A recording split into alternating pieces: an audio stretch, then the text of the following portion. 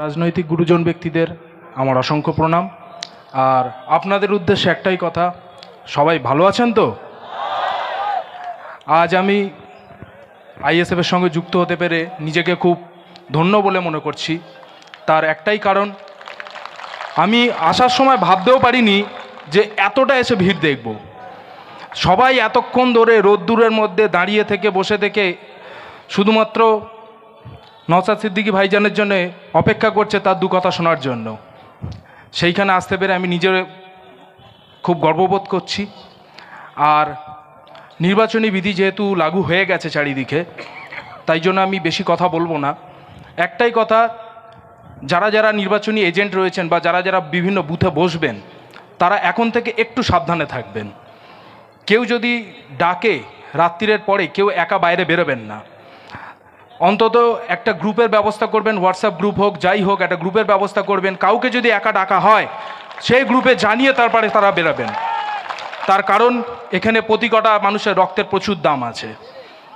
আপনারা না থাকলে আইএসএফ আজকের বিশ্বসভাতে যেতে পারবে না। তাই আপনাদের একটাই কথা বলবো যে সব সময় একটু সাবধানে থাকবেন ভোট চলাকালীন, এবং অযথা কোনো ঝামেলায় জড়াবেন না। তার কারণ, আপনাদেরকে বিভিন্নভাবে প্রলোভন দেখানো হবে ঝামেলা করার জন্যে। সেইখান থেকে একটু দূরত্ব বজায় রাখবেন। এই সময় যদি কোনো রকম যদি কেস দিয়ে যদি পুলিশ বিভিন্নভাবে যদি আমাদেরকে হেনস্থা করে, তাহলে কিন্তু ভোটের থেকে কিন্তু আমরা অনেকটা পিছিয়ে পড়ব। সামনে কিন্তু যুদ্ধের সময়। এখানে ভাইজান রয়েছে, আমার বেশি কিছু বলার নেই, এইটুকুনি আমার বলার ছিল। আপনারা সবাই একসাথে হয়ে লড়ুন।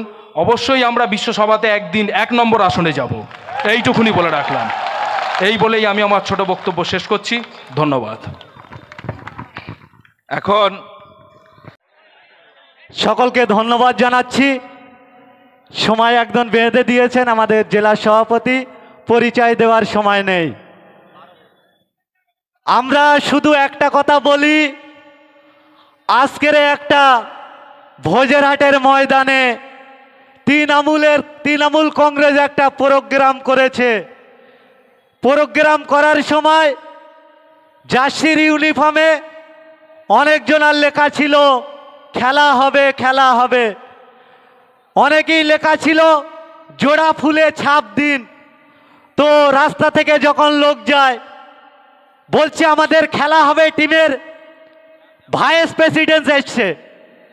আমি বলি তোদের আসল প্রেসিডেন্ট কে? বলে মমতা বন্দ্যোপাধ্যায়। আমি বলে ভাইস প্রেসিডেন্ট? বলে অভিষেক বন্দ্যোপাধ্যায়। সেই অভিষেক বন্দ্যোপাধ্যায়কে বলছি, আপনি যে কথাগুলো ভাঙড়ের বিধায়কের সম্মানে বলেছেন, আপনার বুকের পাটা হলো না একবার নাম লেবার, বুকের পাটা হলো না। শুধু ভাঙড়ের বিধায়ক করে গেলেন। আরে ভাঙড়ের বিধায়ক তো আমরা 2021 সালে তৈরি করেছি। ভাঙড়ের বিধায়ক তো আমরা ভাঙড়ের বিধায়ক তো আমরা 2021 সালে তৈরি করেছি। আপনাদের বিধায়ক ভাঙড়ে ছিল। আপনাদের বিধায়ক কি করতেন জানেন? আপনাদের বিধায়ক বিধানসভার মধ্যে গিয়ে চেয়ার টেবিল ভাঙত। আপনাদের বিধায়ক, ভাঙড়ের বিধায়ক যিনি ছিলেন আরাবুল ইসলাম মহাশয়, আপনাদের বিধায়ক বিধানসভায় দাঁড়িয়ে রাইটাসের মধ্যে আপনাদের দলের ক্যাপ্টেন মমতা বন্দ্যোপাধ্যায় এক হাতে সংবিধান নিয়ে আছেন, আর এই সংবিধান বহির্ভূত কাজ আমাদের ভাঙড়ের বিধায়ককে দিয়ে করিয়েছিলেন, ঠিক কিনা? আমরা দেখেছি সেই দিন আপনাদের দলের বিধায়ক, আমরা দেখেছি আপনার দলের ভাঙড়ের বিধায়ক একজন অভিজ্ঞ ম্যাডাম, আমাদের কলেজের দেবযানী ম্যাডামের মুখে জগ ছুঁড়ে মারতে দেখেছিলাম। ভাঙড়ের বিধায়কের কুৎসা করে ভাঙড়ের মানুষের মন থেকে আইএসএফকে ভোলাতে এসছেন। আপনি তো কি কাপুরুষ আমরা দেখেছি। আপনাকে 10 বছর সময় দিয়েছে ডায়মন্ডের মানুষ, আপনি বিজেপিকে লেজে গোবরে করতে পারেনি। আপনাকে দেখেছি সায়নীর একটা মহিলার হাত ধরে আপনি বললেন যে এবারে পার্লামেন্টে গিয়ে সায়নীর হাত ধরে বিজেপিকে লেজে গোবরে করবেন। আপনার মতন কাপুরুষ এই বাংলার জমিনে আর নেই বলে আমরা মনে করছি। ইয়ার কি হচ্ছে? ভাঙড়কে কাকে দায়িত্ব দিয়েছিলেন আপনি জানেন না কিছু? একজন নটোরিয়াস ক্রিমিনালকে।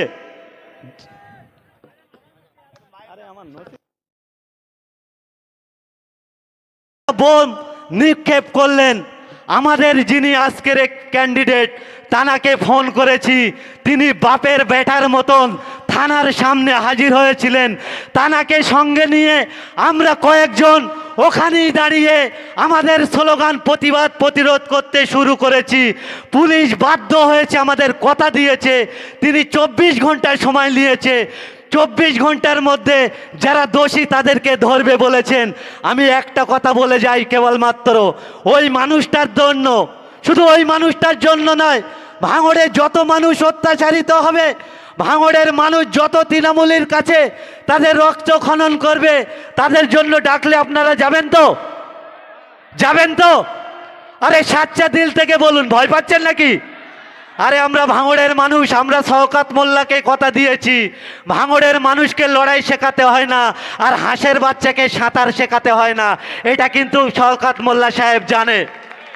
নতুন নতুন কলকাতা পুলিশ এসছে, এনারা হয়তো ততটা জানে না, আরও জানবে।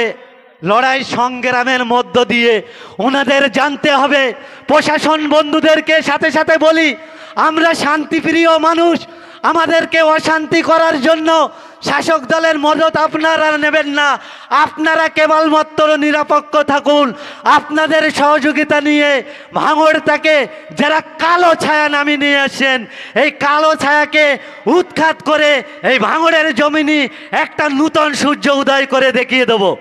তাই সকলকে ধন্যবাদ জানিয়ে আগামী 1 তারিখে নিজের ইচ্ছা শক্তিকে জাগ্রত করে তৃণমূলের বুক কাঁপিয়ে, তৃণমূলের চোখে চোখ রাখিয়ে সকাল সকাল মা বোনেদের সঙ্গে নিয়ে নিজের বুথ ভোট কেন্দ্রে হাজির হয়ে যাবেন।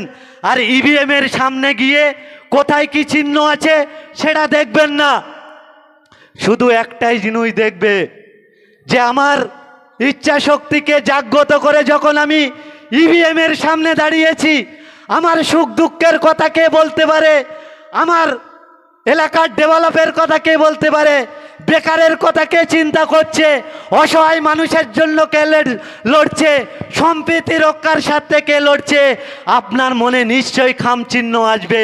আর খাম চিহ্নেই বোতামটা টিপে বাড়ি ফিরুন, তারপরে দেখবেন এমনিতেই এরা যে ডায়লগ দিয়ে এতদিন এসেছিল সেই ডায়লগ মুক্ত ভাঙড় তৈরি হয় বলে আমরা মনে করছি।